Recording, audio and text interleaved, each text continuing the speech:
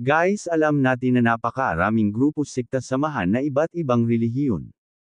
Subalit lahat ng yan ay titulo sa gobyerno. Dahil ganun nangga ang mga naganap. Subalit tayong tao, oo tayo. Ang mag-isip, tama ba ang ganun?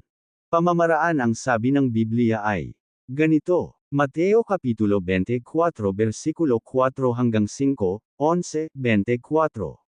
At sumagot si Jesus at sinabi sa kanila, mag-ingat kayo na huwag kayong mailigaw ni Noman. Sapagkat marami ang magsisiparito sa aking pangalan, na manggagsasabi, ako ang Kristo, at ililigaw ang marami. At magsisibanggan ang maraming bulang propeta, at kanilang ililigaw ang marami.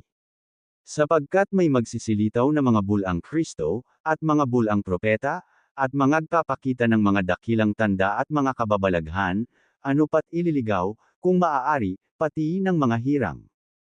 Ganoon pa man, nananatiling matibay ang saligang itinatag ng Diyos, at may nakasulat na, alam ng Panginoon kung sino ang sa Kanya, at dapat lumayo sa kasamaan ang bawat taong nagsasabi na siya ay sa Panginoon. Ang lingkod ng Diyos ay hindi dapat nakikipag-away, kundi mabait sa lahat, marunong magturo at mapagtimpi. Ikalawang Timoteo Kapitulo 2 versikulo 19, 24.